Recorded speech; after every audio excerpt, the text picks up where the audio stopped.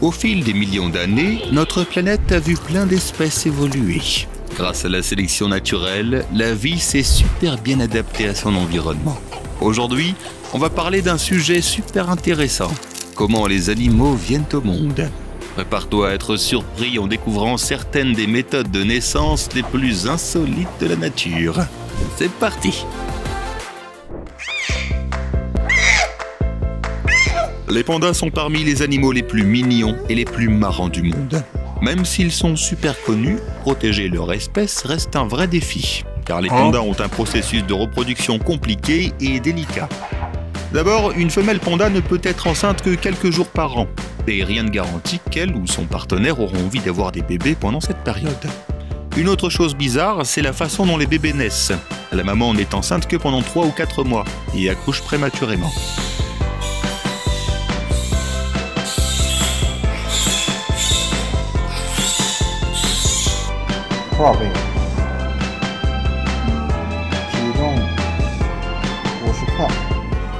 Les bébés pandas pèsent seulement 100 à 200 grammes à la naissance, alors que leur maman pèse environ 130 kg. C'est la plus grande différence de taille parmi tous les mammifères placentaires. Évidemment, ces bébés ont besoin de beaucoup de soins et d'attention. Ce n'est qu'à l'âge de 6 mois qu'ils peuvent se déplacer tout seuls et goûter le bon bout pour la première fois.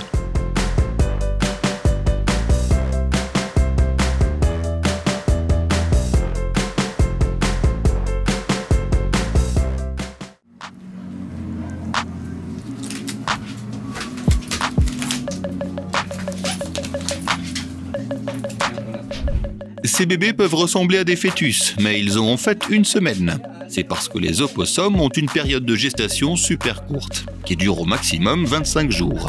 Les bébés naissent complètement impuissants et minuscules, pesant seulement 5 grammes.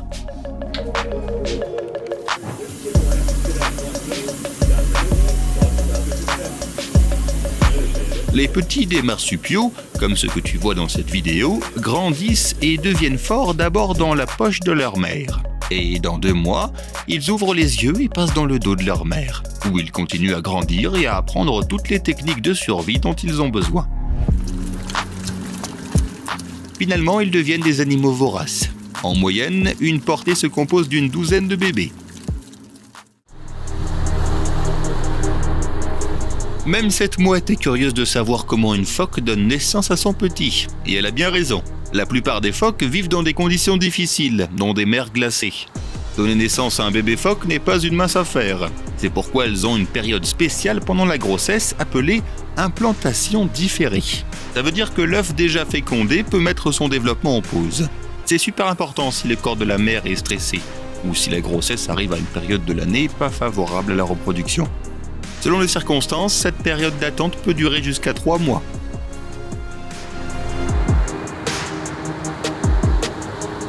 Oh my god.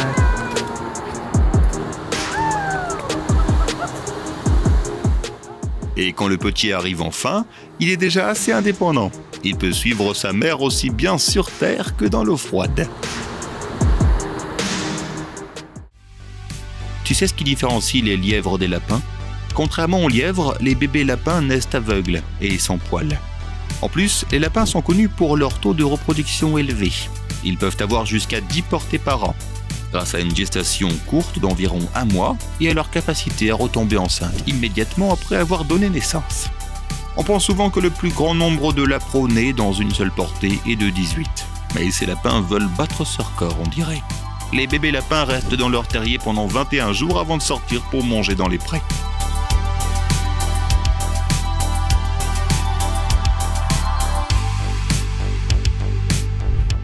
Dans un endroit bien contrôlé, c'est souvent les humains qui s'occupent des bébés lapins pour aider la maman quand elle en a besoin.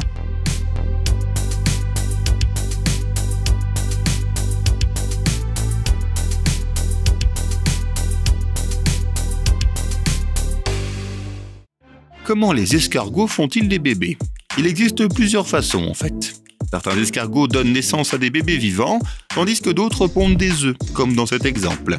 Pour protéger leurs bébés, ces escargots pondent souvent des capsules vides qui ne contiennent pas d'œufs. Cela trompe les prédateurs qui pensent qu'il n'y a rien à manger et laissent les vrais œufs tranquilles.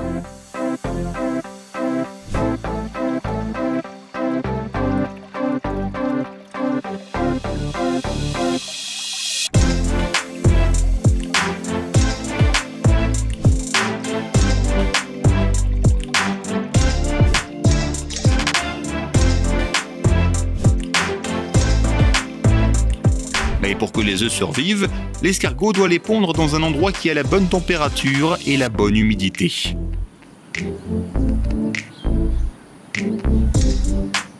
Une espèce très appréciée des personnes qui ont des aquariums est l'escargot mystère. Ils sont connus pour pondre des grappes d'œufs rose vif. Au fur et à mesure que les bébés escargots grandissent, les œufs deviennent plus sombres et presque noirs. Et pour l'escargot géant d'Afrique, sa coquille est son premier repas après l'éclosion.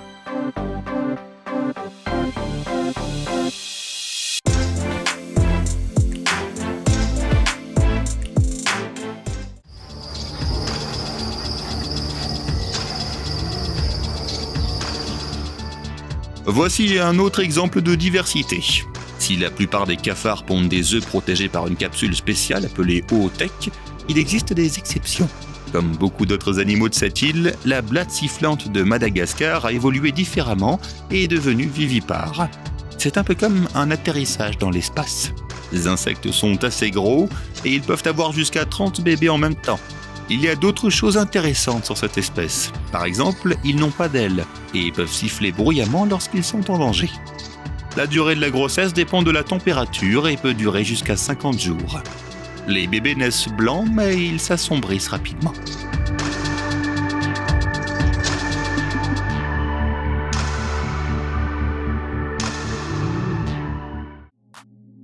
Le ratopnu, qu'on trouve en Afrique, est considéré comme l'un des animaux les plus mystérieux de la planète. Leur reproduction est aussi particulière.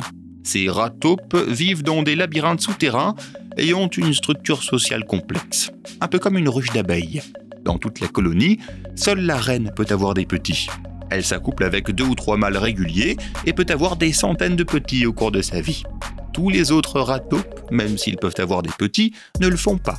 À la place, ils travaillent comme des ouvriers ou des guerriers.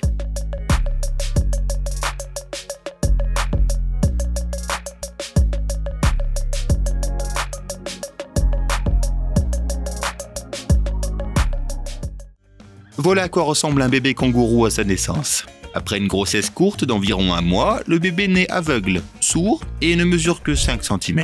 Ses pattes arrière ne sont pas encore complètement développées, mais ses pattes avant sont déjà dotées de griffes et fonctionnent plutôt bien. Ce bébé à l'apparence étrange utilise ses pattes avant pour grimper dans la poche de sa mère. Ce bébé kangourou va passer les 8 prochains mois dans la poche de sa maman, où il va boire son lait et grandir super vite.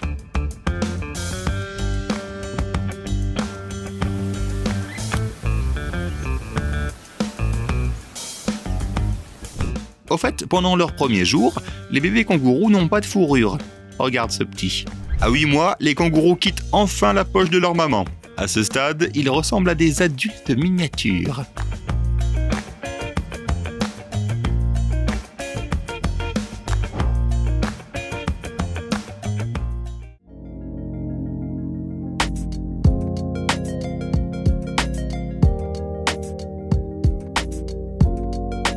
Ce petit groupe joyeux est un rassemblement de bébés araignées, appelés nymphes. Ces petites araignées viennent juste de sortir leurs œufs et ne mangent généralement pas à ce stade. Elles peuvent donc rester ensemble en toute sécurité sans risque de cannibalisme, qui est courant chez les araignées. Voilà comment les araignées pondent leurs œufs dans un cocon spécial. Ici, le cocon est celui de la célèbre veuve noire.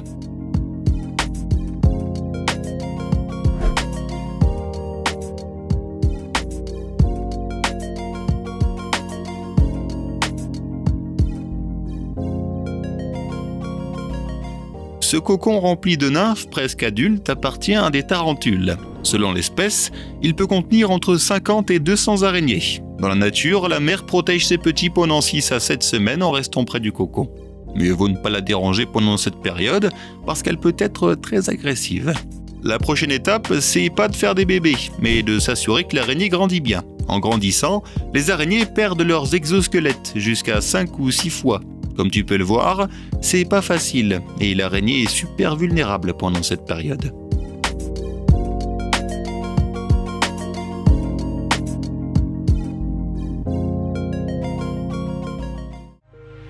Les crocodiles sont à la fois des prédateurs féroces et des parents attentionnés. Les femelles choisissent soigneusement l'endroit où elles pondent leurs œufs et s'assurent qu'il est confortable. Il peut s'agir d'un nid fait de feuilles et de terre ou d'un trou sous le rivage, à l'abri de la pluie. Les femelles pondent entre 10 et 100 œufs, qui ressemblent à des œufs de canard. Mais en fait, ils sont différents des œufs d'oiseaux, car leur développement commence bien plus tôt, les œufs contenant déjà des embryons quand ils sont pondus. La femelle les protège des prédateurs jusqu'à l'éclosion des bébés. Fait intéressant, c'est la température de l'environnement qui détermine le sexe des bébés.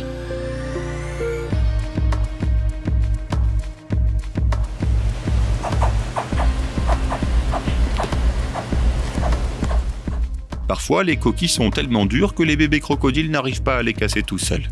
Ils font du bruit pour appeler leur maman.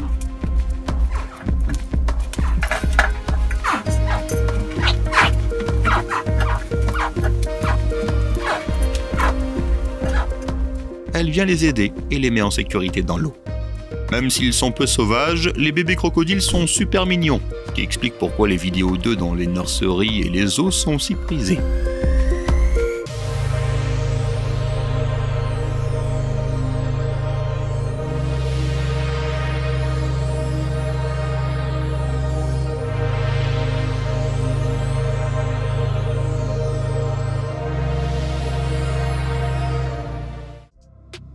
L'autruche est le plus gros oiseau vivant au monde, et ses œufs sont aussi énormes, pesant jusqu'à 2 kg. Comme tu peux le voir dans cette vidéo, elles se portent bien quand elles sont élevées en captivité. Mais élever leurs petits dans la savane africaine n'est pas une mince affaire. Un groupe composé d'un mâle et de plusieurs femelles travaille ensemble pour couver et protéger leur nid, qui peut contenir entre 15 et 60 œufs. Parfois, les autruches laissent les œufs pendant la journée pour que le soleil les réchauffe, mais ça peut les exposer aux prédateurs ou à un échec de l'éclosion. Dans les fermes, les autruches sont aidées par les humains, mais dans la nature, elles doivent se débrouiller toutes seules. La coquille d'un œuf d'autruche est super dure, avec environ 5 mm d'épaisseur. Il faut plus d'1 heure à une autruche pour percer l'œuf avec son bec, puis utiliser l'arrière de sa tête pour casser la coquille. Elle peut se blesser pendant cette opération. Heureusement, les autruches grandissent vite, et quelques heures après l'éclosion, elles partent déjà avec leurs parents à la recherche de nourriture.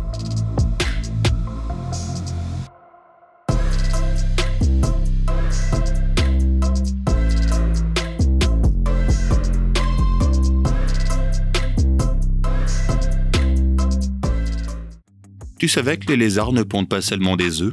Certaines espèces sont vivipares, ce qui veut dire qu'elles donnent naissance à des petits. Par exemple, les 5 à langue bleue, qui font partie du genre australasien Tilica. Ces lézards sont super populaires partout dans le monde parce qu'ils ont un caractère calme, un look sympa et ne demandent pas beaucoup de soins.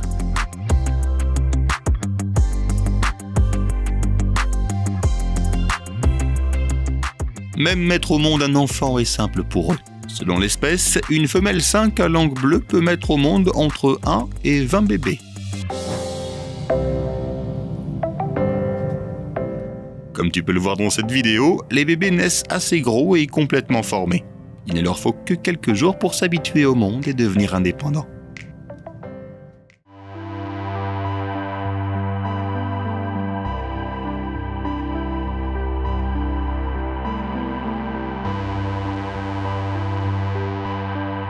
Les axolotls sont des créatures étonnamment mignonnes. Les gens les appellent parfois des petits dragons, et à cause de leur large bouche, ils semblent toujours sourire. Ce sont des animaux de compagnie très appréciés depuis longtemps.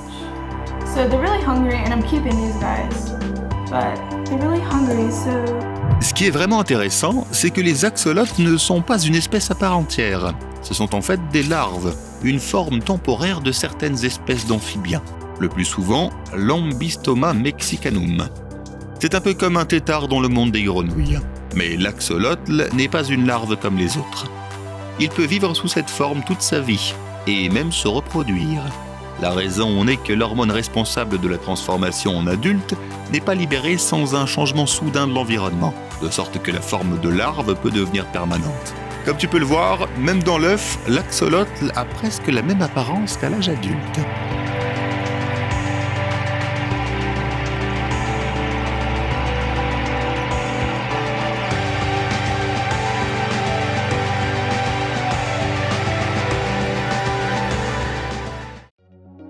Tu as peut-être entendu dire que les requins naissent vivants, mais ce n'est pas toujours vrai. En fait, environ 1/3 des espèces de requins naissent dans des œufs, et ces œufs sont plutôt étranges. Par exemple, les œufs de requin bambou à bandes brunes ressemblent à du film plastique.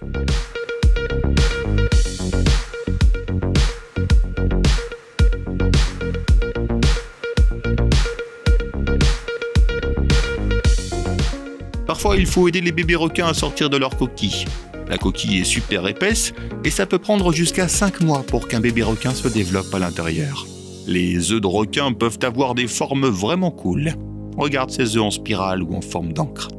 On dirait qu'ils ont été faits par des humains, mais ils ont en fait une fonction bien précise.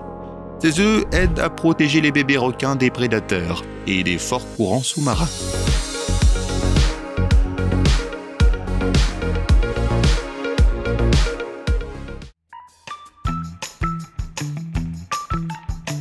Les serpents des blés sont super populaires chez les gens qui aiment avoir des serpents comme animaux de compagnie. Ils ne sont pas venimeux, ont plein de belles couleurs et s'adaptent bien à la vie en captivité. Ces serpents pondent beaucoup d'œufs, puisqu'une femelle pond généralement entre 12 et 24 œufs à coquille molle. Après environ 10 semaines, les bébés serpents utilisent leurs dents d'œufs pour sortir de leur coquille.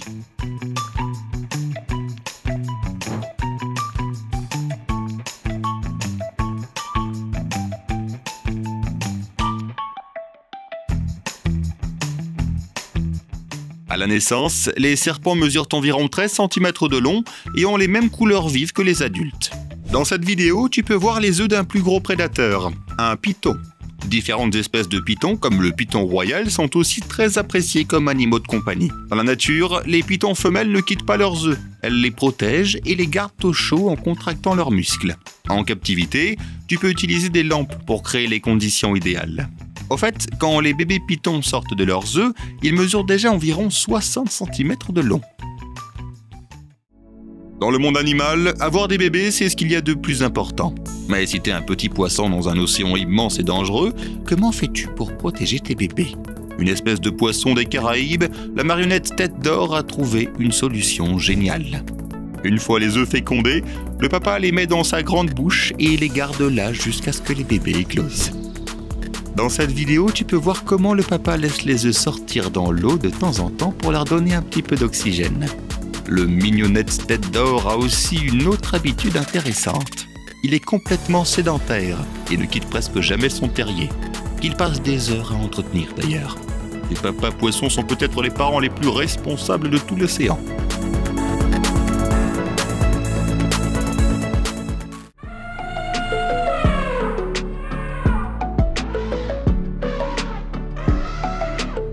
Les éléphants sont des animaux super intelligents, avec une structure sociale compliquée. Leurs groupes sont souvent super soudés et dirigés par une femelle plus âgée. C'est pour ça que la naissance d'un bébé est un événement familial où tout le monde veut aider. En général, la femelle part accoucher avec une amie, mais parfois tout le groupe est là, comme sur ces photos.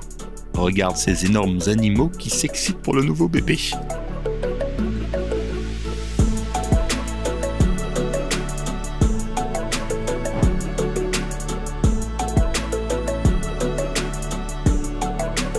La grossesse d'une éléphante dure super longtemps, entre 20 et 22 mois. Mais quand le bébé éléphant arrive, il est déjà bien développé et pèse environ 100 kg. À peine une demi-heure après sa naissance, il peut déjà se lever et suivre sa maman. Un éléphanteau a besoin de soins jusqu'à l'âge de 4 ans. Les éléphants adultes ne le laissent jamais seul et il est pris en charge non seulement par sa mère, mais par toute sa famille.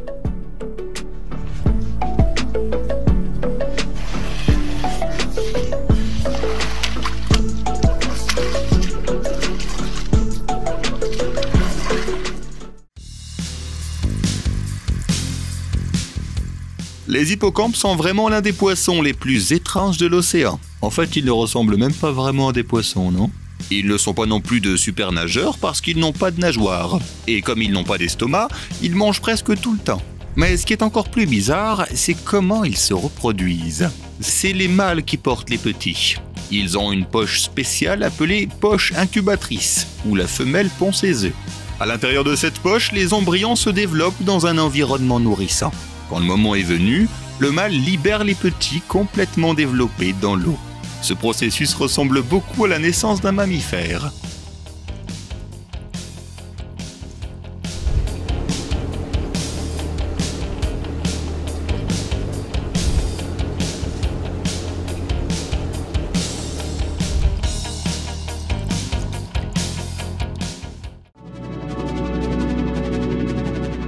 Les raies sont des poissons très anciens, proches des requins. Il existe près de 500 espèces de raies, et la plupart se reproduisent grâce à un processus fascinant qui s'appelle l'ovoviviparité. Les œufs sont fécondés à l'intérieur du corps de la mère et se développent dans son utérus. Les petits sortent de l'utérus après avoir consommé leur sac vitelin, puis sont nourris par une sécrétion spéciale appelée histotrophe, qui est similaire au placenta.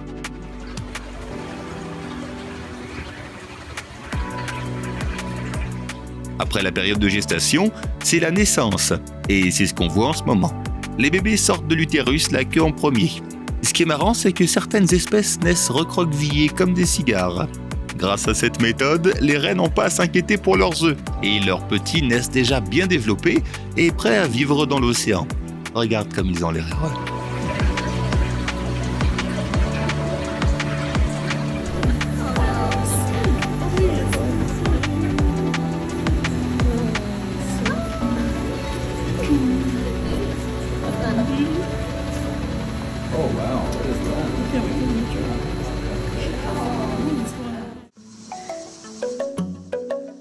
Tu savais que les tortues de mer ne pondent leurs œufs que là où elles sont nées? Parfois, les femelles doivent parcourir de longues distances pour rejoindre leur plage natale. Elles vérifient que la zone est sûre, et si tout semble en ordre, elles creusent un trou en forme de flacon pour pondre leurs œufs. C'est généralement la dernière fois que les tortues s'occupent de leurs petits. Cependant, on sait que certaines tortues adultes aident les petits à sortir du trou. Et parfois, les humains les aident aussi, comme cet homme.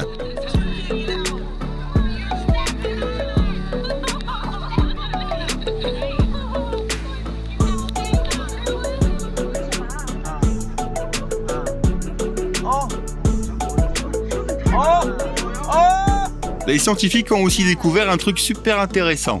Si on retourne les œufs dans le trou, les bébés tortues ne sauront pas dans quelle direction creuser après l'éclosion et ne pourront pas atteindre la surface.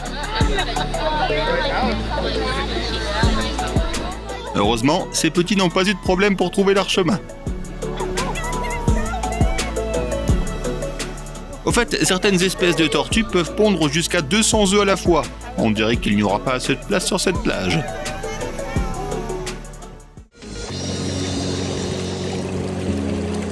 La reproduction des crabes est saisonnière et peut être liée à la saison des pluies ou aux marées les plus hautes de l'année. En général, après une bataille rituelle entre les crabes mâles, l'un d'eux attrape la femelle et ils s'accouplent pendant plusieurs jours. La femelle porte ensuite les œufs fécondés sur ses pattes abdominales, où les larves se développent. Une fois que les larves sont prêtes, la femelle crabe les relâche dans l'océan.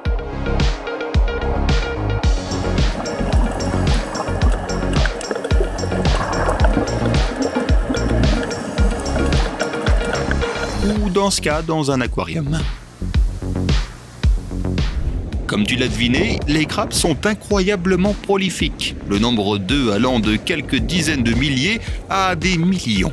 C'est pourquoi on assiste parfois à de grandes invasions de ces petits crustacés sur les plages.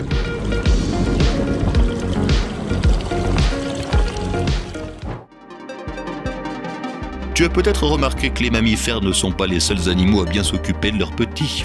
Mais qu'en est-il de ces effrayants scorpions ?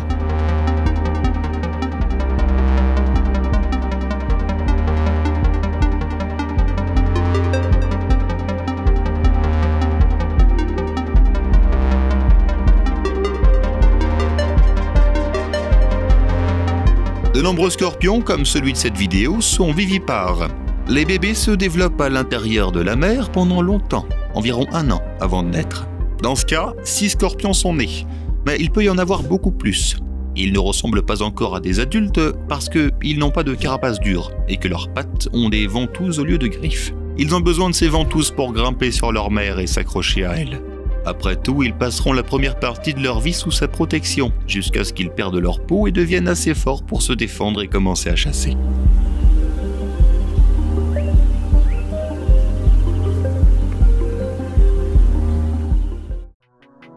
Il y a des centaines de sortes de crevettes dans les océans du monde, et des milliers de tonnes sont pêchées chaque année. C'est leur système reproductif super efficace qui a permis à ce crustacé de se répandre autant. La reproduction des crevettes se déroule en plusieurs étapes. Tout d'abord, la femelle garde les œufs dans une selle près de son dos, qui est de couleur vive, puisque tu peux voir les œufs à travers la carapace. Ensuite, la femelle se débarrasse de sa coquille et le mâle féconde les œufs. La femelle garde ensuite les œufs sous son ventre où il se colle à ses pattes de nageuse. Dans la vidéo, tu peux voir comment elle bouge fréquemment ses pattes pour donner suffisamment d'air aux éclosions. Une fois la période de gestation terminée, la femelle libère les minuscules crevettes, qui ne mesurent que quelques millimètres, pour qu'elles commencent tout de suite leur vie active.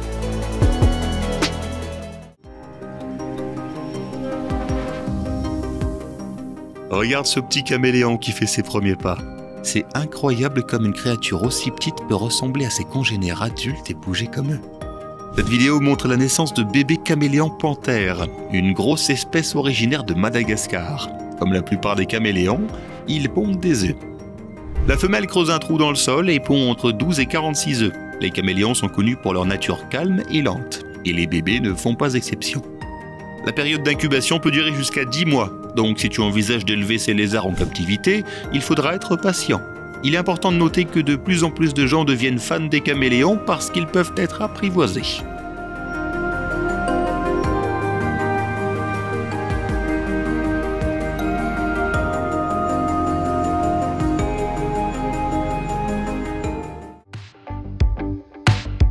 Les pucerons sont de minuscules insectes qui mangent le jus des plantes. On les trouve presque partout sur Terre et il en existe de nombreux types différents, avec environ 5000 espèces. Certains d'entre eux sont même vivipares. Il est fascinant d'observer de près ce processus quasi microscopique.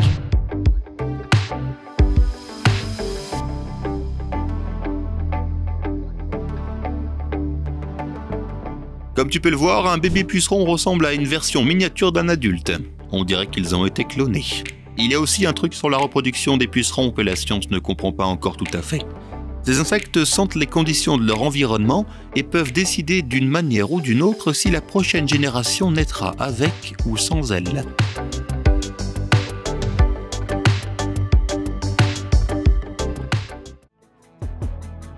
Les dauphins sont vraiment des animaux uniques, pas seulement à cause de leur super intelligence et de leur nature amicale, mais aussi à cause de la façon dont leurs petits naissent. Contrairement à la plupart des mammifères, les dauphins naissent la queue en premier pour éviter de se noyer. Selon l'espèce, la grossesse d'un dauphin peut durer de 10 à 18 mois et aboutit généralement à la naissance d'un seul petit. Les dauphins ont rarement plus d'un petit à la fois. Ces animaux sont aussi connus pour être des parents affectueux et attentifs. Les mères allaitent leurs petits pendant 2 à 3 ans et restent avec eux jusqu'à ce qu'ils aient appris toutes les compétences nécessaires pour survivre dans l'environnement hostile de l'océan. Comment trouver de la nourriture, comment éviter les dangers et même comment communiquer avec leurs proches. Comme tu peux le voir, ils sont très semblables à nous, les humains. Incroyable.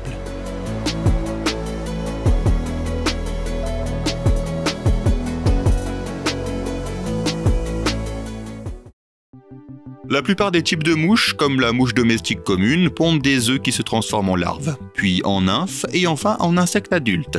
Contrairement à la mouche de cette vidéo, elles sont généralement pointilleuses sur l'endroit où elles pondent leurs œufs. Par exemple, la mouche de la cerise aime les fruits mûrs. Mais il y a une sorte de mouche qui constitue une exception inattendue. Il s'agit de la mouche tsetse d'Afrique équatoriale, un insecte coriace qui se nourrit du sang d'autres animaux. La mouche tsetse est vivipare, c'est-à-dire que la femelle porte et nourrit une seule larve dans son corps pendant 1 à 2 semaines. La larve naît alors, presque aussi grosse que la mouche elle-même. La larve est prête à se transformer en chrysalide et s'enfonce rapidement dans le sol. Les mouches tsetse peuvent donner naissance à 10 larves au cours de leur vie.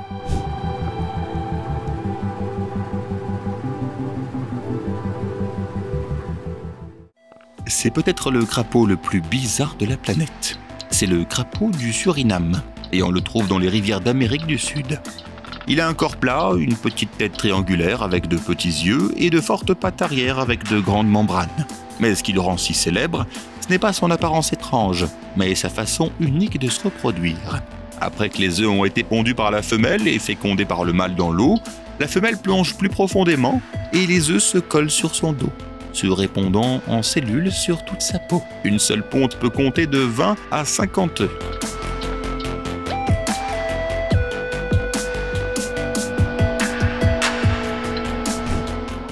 Les œufs font lentement pousser une couche de peau sur le dos de la femelle, qui leur donne une protection supplémentaire. C'est là que les bébés crapauds se développent et passent environ 10 semaines sur le dos de leur mère avant de la quitter complètement adulte et prête à explorer la jungle.